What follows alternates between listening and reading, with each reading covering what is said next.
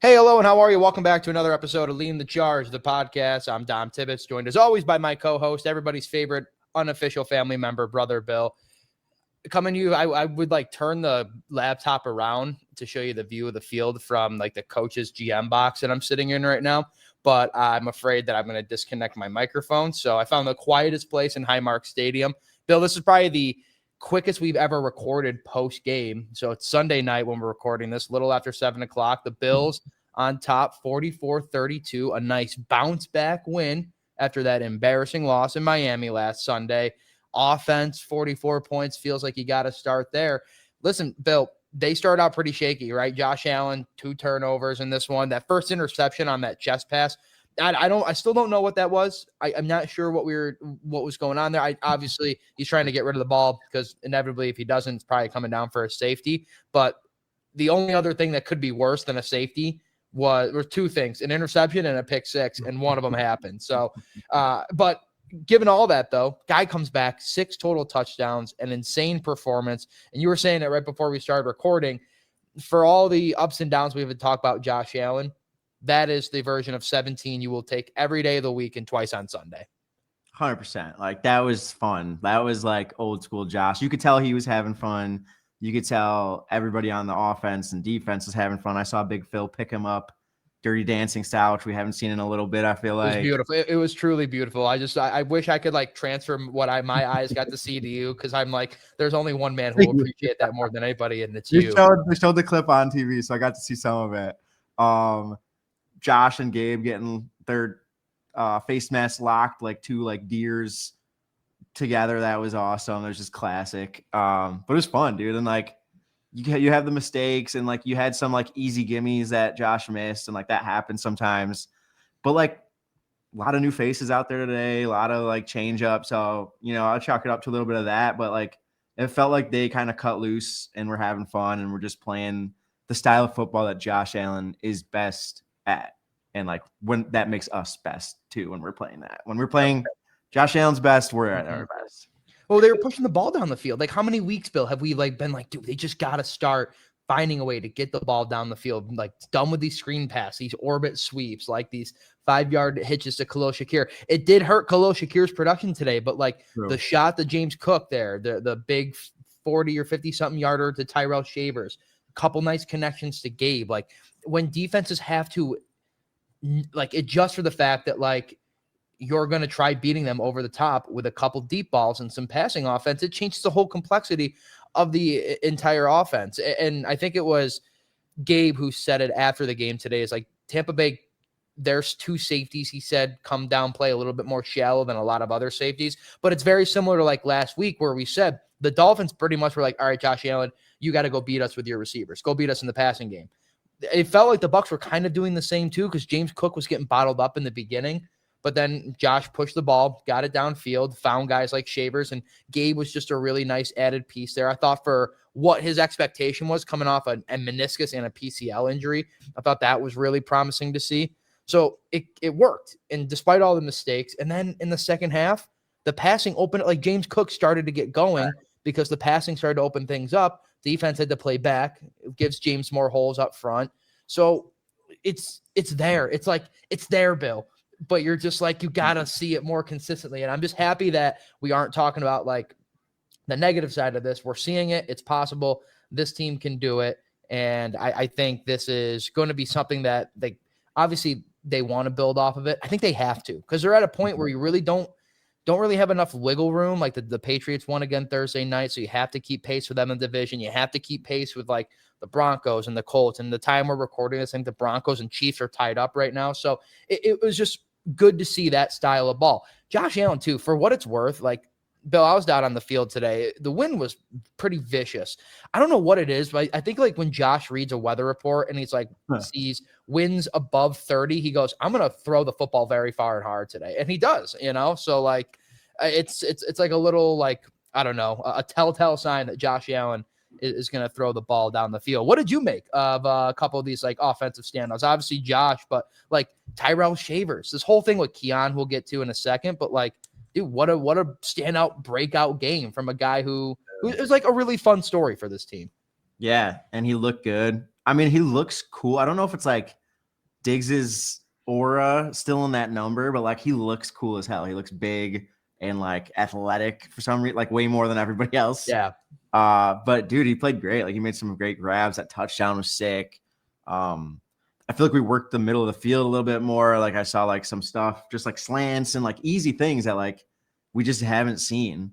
And then it made everything else easier. Like we got to do the screen game and it works because the defense is a little worried now. So Ty Johnson gets a 50-yard screen pass instead of just your whole offense being screens. Now you're working in other people. You're hitting downfield. You're hitting middle of the field. Now your screen pass works. Like it's like a nice fluid machine. Like that's what it's supposed to be. Curtis Samuel had a couple grabs and I love him. So I was happy to see that. It was just fun, dude. I feel like that was like everybody eats game. Like one of the first ones of the year besides like the Ravens game after everything went like awry and you had to just kind of do it, just pull out magic. Go all out. Yeah. But that was the first like truly everyone. Like I feel like there's a couple grabs for almost everybody on that was active today. And then we've said it for the past couple of weeks. It's like when nobody's eating, everybody is starving though. It's so because I've seen it not work with this team in recent weeks. I don't want to like put too much stock in like, oh yeah, the everybody eats thing, it's back. But it is a reminder today, like to your point, I'm looking at the stat sheet right now. 1, 2, 3, 4, 5, 6, 7, 8, 9, 10 different receivers were targeted today. 9 of them actually had a reception. McCole was targeted on that deep line, long ball.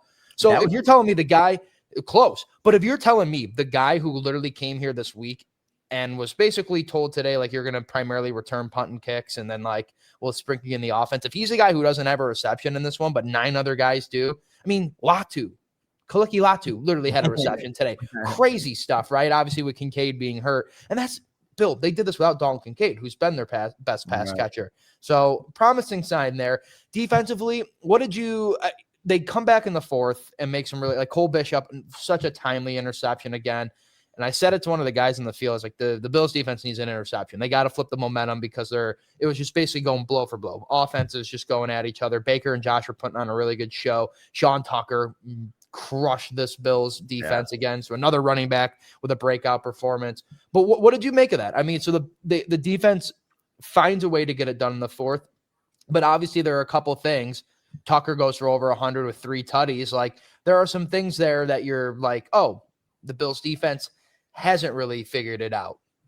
Yeah, that was rough at times. Like they came up with the timely things and our offense was clicking, and that's a good offense. Like that's a good team, honestly. The Bucs are good. Their run defense is really good. Their offense is good. I know they have a lot of injuries on offense, but those are a lot of good playmakers there. So that wasn't like a Miami. Like Miami's got good playmakers too, but like they were so bad this year. Like that's a team that like I can see us going tit for tat with, and we came out on top.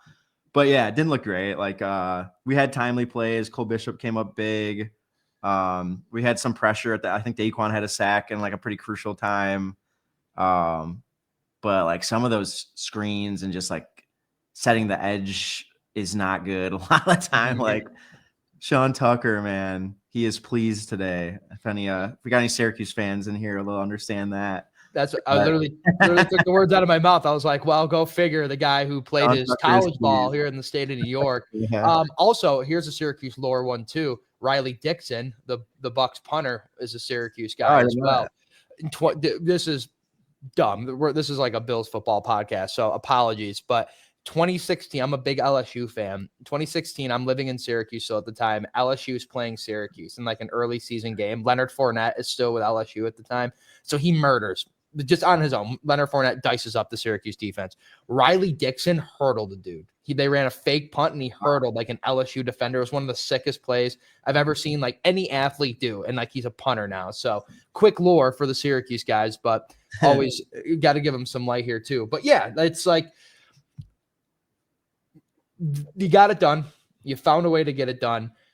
But man, like Sean Tucker is not that good of a running back. Like this isn't a Bijan Robinson. This isn't, I'm blanking on Derrick Henry. I almost said Travis Henry. This isn't a Derrick Henry, a Bijan Robinson. Like these Jonathan Taylor type running backs that carve up the Bills. And it's like, when is it going to stop? When do you find the fix there too? You know, like Devon Achane last week tore him up late in the game too. So, but this one from Tucker was just all so fluid throughout the game. So I think defensively, they got to figure some things out there too. I'm not 100% pleased with that, but I do want to give them credit because they didn't fold.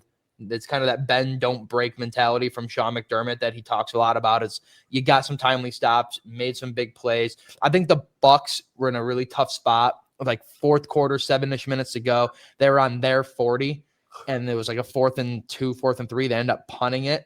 And I said to myself, I'm like, 10 more yards at midfield, I bet you they go for it. Because in my head, I'm like, man, you're putting a lot of faith in this defense that hasn't stopped Josh Allen to go get the ball back. And the Bills go down a very long drive. Josh Allen with just an amazing, touchdown run to kind of seal it in there too. So I thought that was a crucial moment. Bishop's interception, Josh, obviously with a bunch of other things. Is there any other individual standout performances that you wanted to talk about, Bill, before we kind of go into the next thing? I feel like I was pretty frustrated with Joey Bosa today. That was like a classic, like, I guess you take the good with the bad. And I think he's thrust into more of like playing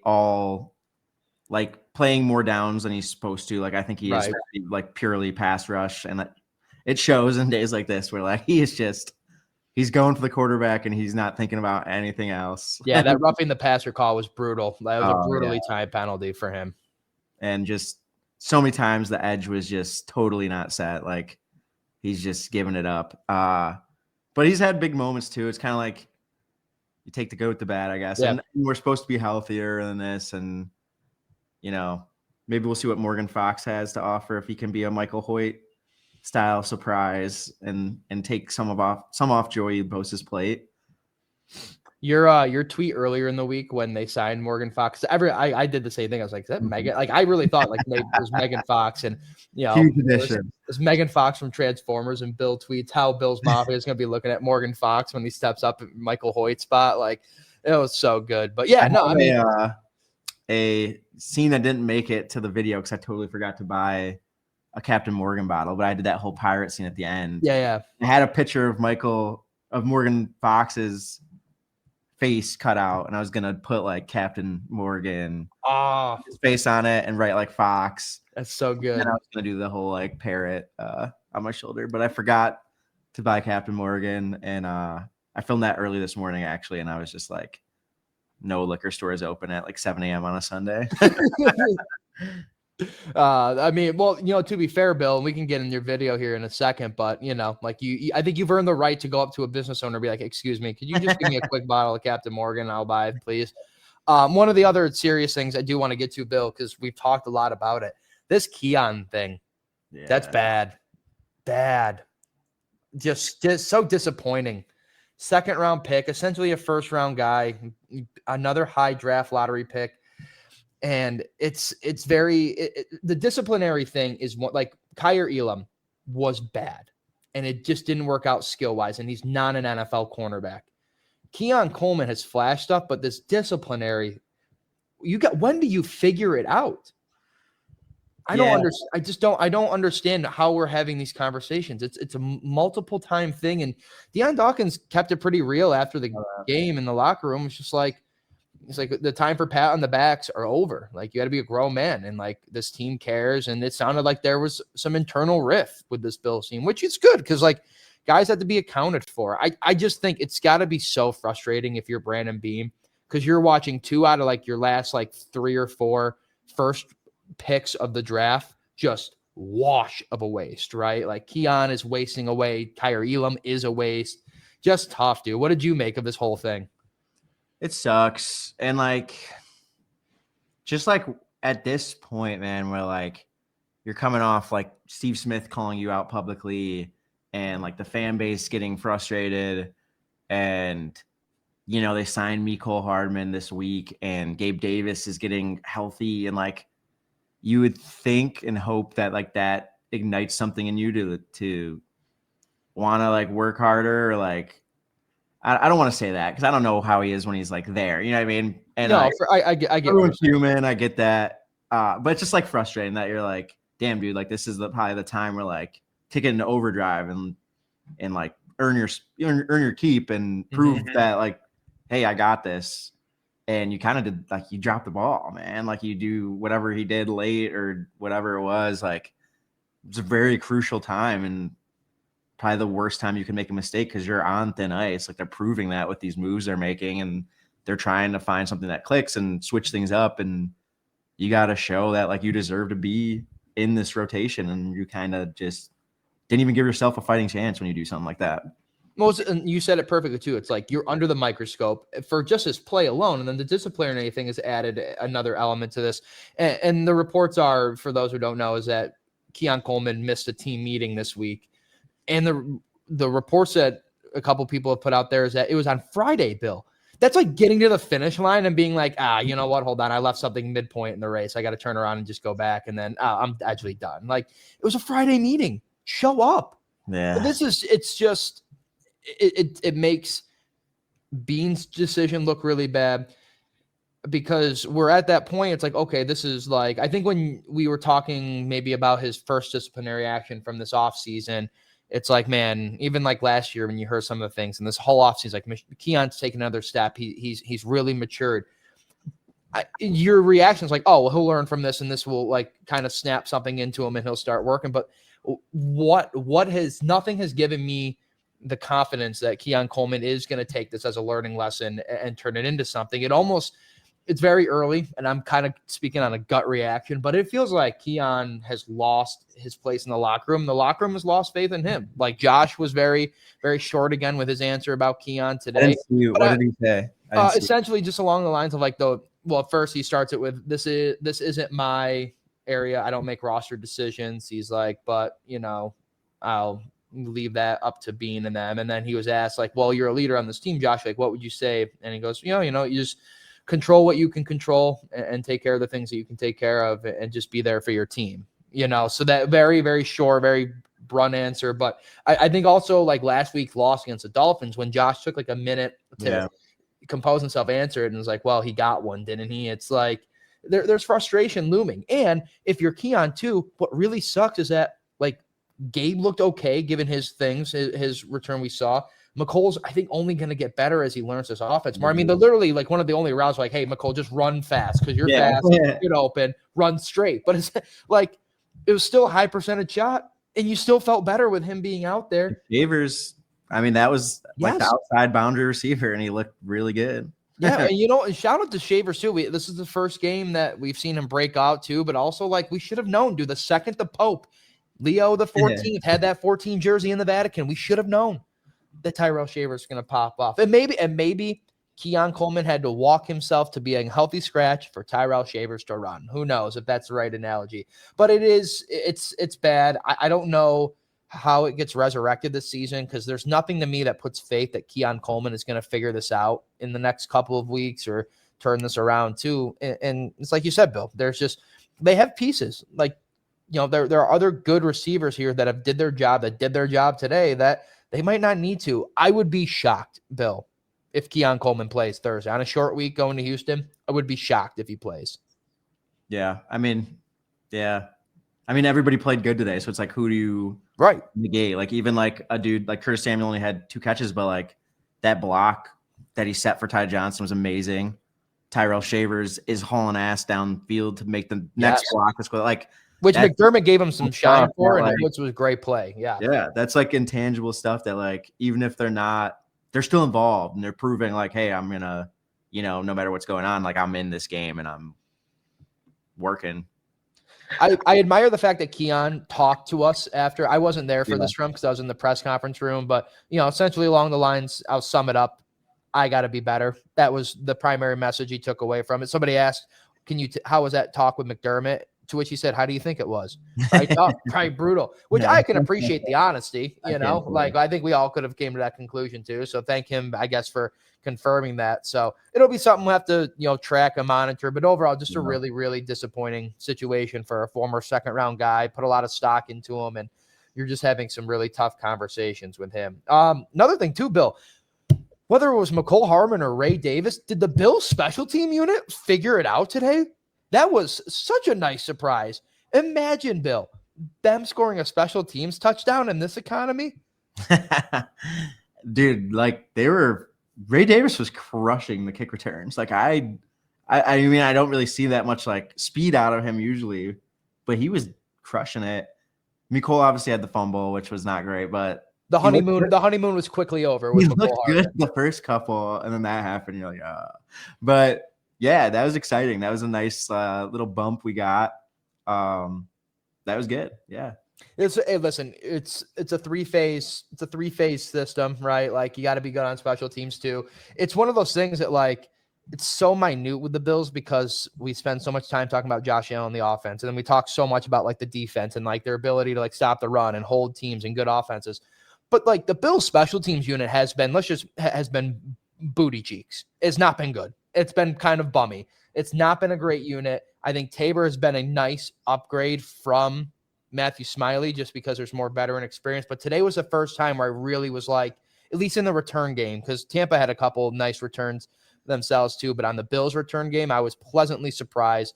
You get that added element in there too. Like when the Bills offense was struggling, they were down a little bit. McCole takes that. You already in positive yardage. You flip the field essentially. I thought he was going to break that too. It was a great play. So instant juice, instant spark, which again, like tough for Keon. Watching McCole Hardman have a great return and a great game until he muffed the punt. But then they put Curtis back there, and Ray had a really good day. So overall, that's more so just special teams. I thought played really, really well today. Good to see that element show up there too. Trying to think, is there anything else glaringly that I'm missing here, Bill, before we start to pop in? I want to talk about the video, obviously, this week because there was a lot of layers in that one. I like that James Cook got like involved in the passing game because like I do think he's a good pass catcher, and we seem to like not really try to use him. So that was to get 65 or something like that, 60 receiving yards. I'm sorry. I can look that up right now. It was 66. That was close. And then the Nicole pass or not catch. I'm still excited about that, dude. Like I know it didn't do anything, but like just the fact that like they barely have played together and it was like close, that got me excited. Like maybe I'm excited over nothing, and it's like nothing came out of it. But like just the fact that like, you know, I'm like if he had another week of practice, maybe they're on the same page, and that's a 60-yard catch, or whatever it was.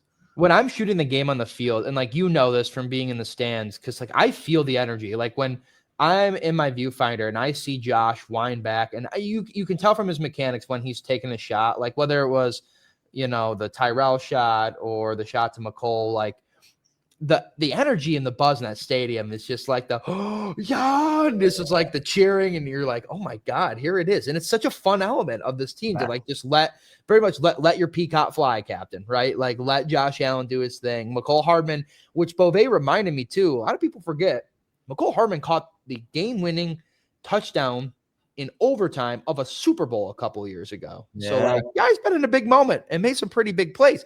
He's terrorized the Bills. Remind me, Bill, maybe you'll remember this off, and I'm sorry if I'm putting you on the spot to like, because I don't remember this. We were talking about the Travis Kelce lateral play against the Bills from a couple years ago that got brought back because of the Kadarius Toney offside. Was that McCole Hardman who lateraled it back to Kelce? I don't know.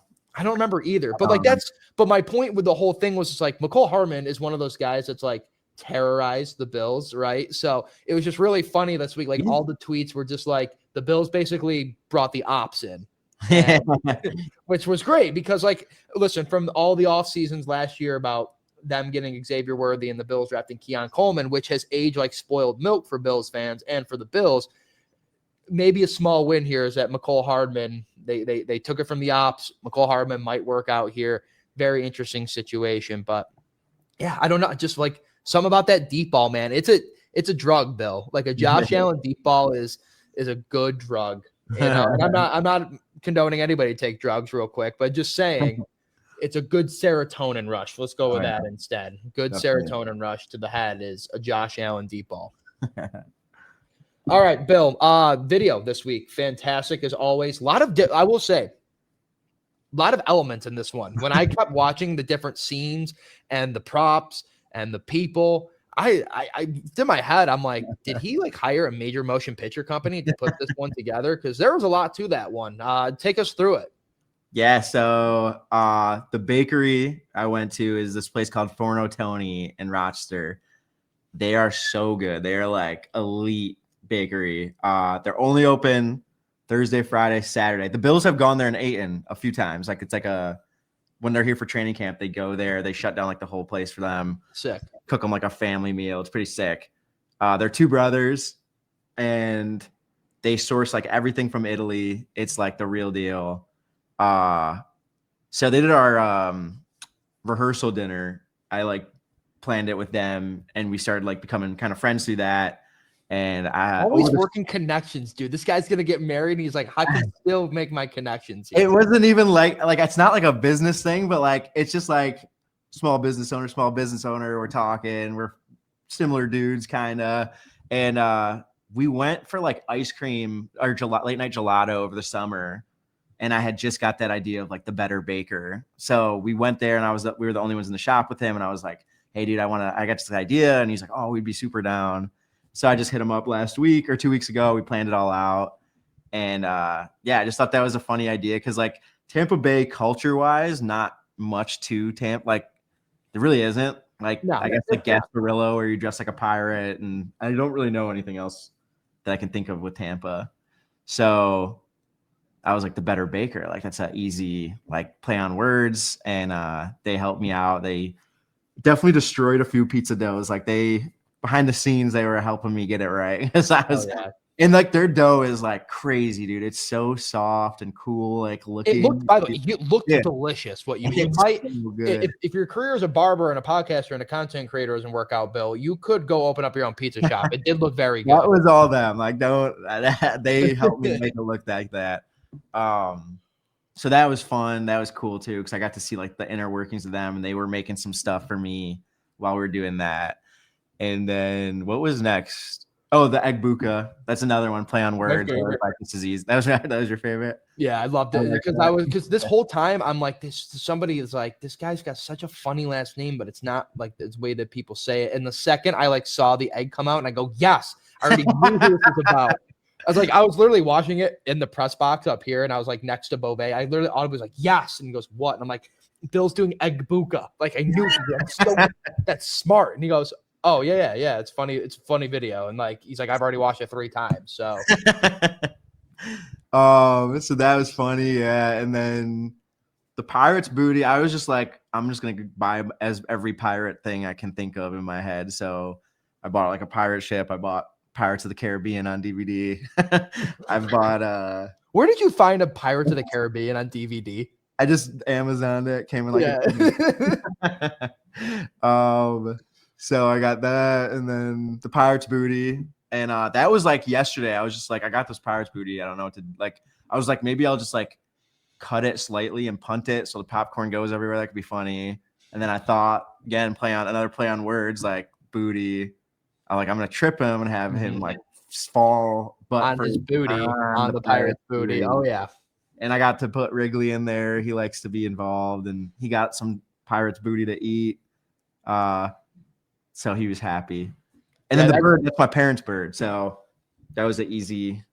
And my dad dresses like a pirate every Halloween and puts the bird on his shoulder for like the kids that come to his house. So I took his eye patch and his like bandana thing he wears and just put the bird there. You're a cook. Did you look into a parrot? Because that's not so that is technically a parrot. It's a small parrot. It's called a conure. Oh, small. Okay. So it's like it doesn't talk, but it gets like cadences. So like if you say Chiefs just lost. Oh. Yes. Oh my gosh. Breaking news here on the podcast. 5-5 the Chiefs just dropped to now. 22-19. All the more reasons why these games are important. Yep. That's cool. But what were we where was I? You were talking about your dad. Your dad has the eye patch. Yeah, he's got the parrot. It doesn't talk, but it says things in the way you would say them that you can tell it's saying words. I don't know how to explain that. But yeah, that was like an easy one. I got all the animals involved in the house. My dad was like, I'm gonna charge you like a fee for like these like workers and all this stuff. It's pretty funny, but my whole family was fired up. They're like, Sabrina's in the video. That's awesome. No, I was happy to see, and thank you for saying Wrigley, because I was going to ask what your dog's name was. I don't think Wrigley. we've ever had you, but I was happy to see Wrigley get in there too. The love the cameos and stuff like that. It was just another, like I said, I think it was just so many, like, I was watching it, and like these are like still over 2 minutes plus, and I understand like how much labor goes into that, and everything. I was like, another scene, more pop, more boat doing this. Did you like? I wonder, like with the pirate ship, right? Because that was like, it's not probably the easiest of finds. You ever like messed up the punt? Like I know earlier in the year, your mom didn't record one of the punts, so you had to like redo the whole like thing. Like what happens if you fub that punt up and like the pirate ship drops and breaks? Like, is that an easy fix, or is that like something that like you just dread? Yeah, definitely dread. Like, and sometimes it's like you put more pressure on you because it's the only thing. I mean, you don't have a double or like a do over, and you know that. Sometimes I've like punted into the woods and like ran after it. Like I'm like looking through the woods, try like a lost golf ball or something, trying to find it. But that was first punt. You know what was the worst was the Harvard chocolate donut punt. Because I was by myself. So I just had like my tripod set up in the courtyard of Harvard. In Boston, like Harvard's campus. Yes. Yeah, crazy. And I had two of them because I knew it was gonna be kind of tricky just to get the imaging right without someone like following it. Right. And yeah, I botched that punt a few times. I'm also like rushing because I'm trying to like do it without people calling like the police on me or something, and got covered in chocolate. That was probably like the most frustrating punt I've ever had to do. The ability to perform under pressure, Bill, never ceases to amaze me. So well done. Short week, dude, coming up here as we get ready now. So back on it, Texans again. I think with the matchup with the Texans is interesting because they're a team that's obviously trying to kind of claw their way back and stay relevant and contend in the AFC South, which is maybe a lot easier than we thought it'd be. But they're 5-5 at this moment right now. I early thoughts on Houston for me, Bill, and I'll ask you the same after. Is it's very nice that this time around the Diggs storyline is out of the way, so you really just get to focus on the quarterback matchup and just these two teams that, like, obviously the Bills need to keep stacking wins. Texans have to go put a win on to keep themselves in contention for a playoff spot. I will say to everybody here is that CJ Stroud has been in concussion protocol and they're on a short week. The rule is that CJ has to have a padded practice sometime this week before the game Thursday. So it ideally would have to probably happen Tuesday. If they don't, which on a short week, a lot of teams aren't going to want to do padded practices. So it'll be very interesting to see if CJ Stroud can clear concussion protocol the way Adam Schefter tweeted it earlier in the day or earlier this weekend. It seems like it's not trending that way. So you're potentially getting Davis Mills and Josh Allen going head to head, which, any given Sunday or any given Thursday in this moment too. But interesting matchup, just to say the least. Bills on a short week, but I think they're, you feel better coming off a win like this. And for what it's worth too, like, I just feel like these guys look at the mini bye that comes after a Thursday. It's like, man, just grit it out for a couple days, go get a win. The Bills come out of this, they'll be, what are we now? What are the Bills? 7-3. So they come out of this 8-3, Bill, on a mini bye. I feel like you're sitting pretty nice and pretty there too. What are just any early thoughts on this Houston matchup? I know they have a good defense, so got to bring our A game on offense again, and hopefully, if Davis Mills or even, not to like bash, I guess CJ Stroud, even though he made his infamous list and left Josh Allen off. Like he hasn't been great. Like last, I have a vendetta out on CJ Stroud because I drafted him in like the 4th or maybe 5th round of fantasy last year. Oh. And my team was a wagon, and quarterback was my one weak spot. And it was so bad that I actually trusted Jameis Winston in the first round of the playoffs. Wow. And it blew up in my face. And so I'll never forgive CJ Stroud, honestly. Like he ruined my fantasy year last year. Whatever it is, too. It's funny because you mentioned CJ Stroud leaving Josh off that list. Josh hit the Euro after like his first or second rushing touchdown, like the Fat Perez Euro, which I thought was really funny. Mayfield also hit a Euro in like the 3rd on his rushing touchdown. It was after that point, though, the Bills kind of boat raced them in the end, and Josh Allen in the offense really picked it up from this game too. So maybe revenge factor, Josh Allen, he won't say it, says, hey, we're not my top 5. Come out here and prove it to you. Who knows? That's what I hope. But yeah, like if it's Davis Mills, I feel good about. You feel a lot better. I feel really good. But yeah, it's another short week. Is this normal? Do you usually get I feel like I've never seen a 2 Thursday night game like season before. Maybe if you have Thanksgiving. Did they do? Yeah, maybe like the year, because when they played in Thanksgiving, the last time was the year Vaughn got hurt and they played Detroit. And I feel like they played the Patriots. Yes. Okay. So that year in 22, this is crazy. I remember is they played Thursday Thanksgiving where Vaughn got hurt. Yeah. And then that year, so this is the 22 season, they played New England and Mac Jones and they won. It was like a really close game. Patriots were kind of ass at that point, but Mac kept it a little close. So it was that kind of weird thing too. But I mean, for us too, it's on Channel 7, obviously leading the charge. We'll have a pregame show. So like shameless plug, but that's super exciting for us to have. But yeah, not uncommon. And I think the Bills are not the only team that's had it this year. And my other thing too is like when you look ahead, like not to get too far ahead of ourselves, that New England game that's coming up in a few weeks from now in Foxborough, huge game. That I think that's getting flexed. That might be a Monday Night Football game. I could see that. When is that? That is, I can tell you in 2 seconds, as soon as I look at the Bills schedule. So that is, of course, it's not going to give me the schedule right here. All right, that is coming up in 1, 2, 3 weeks. So they have the Texans and a mini bye week, and then they play the Steelers in Pittsburgh the Sunday after Thanksgiving, home against the Bengals, in which it is expected Joe Burrow would be back, and then that following week it's in Foxborough. It's the Patriots. So good stuff here. That is a big win for the Bills. Again, 44-32. They improved to 7-3 overall. Still a game and a half back of the Patriots, but a win's a win. You take it. The Bucs are a good team, a little depleted, but Sean McDermott says, hey, you found a little bit of toughness about his team that he likes. So hopefully that carries over to them in the short week coming up here. Bill, any parting words to give to the people before we send them on our day here on this Sunday night?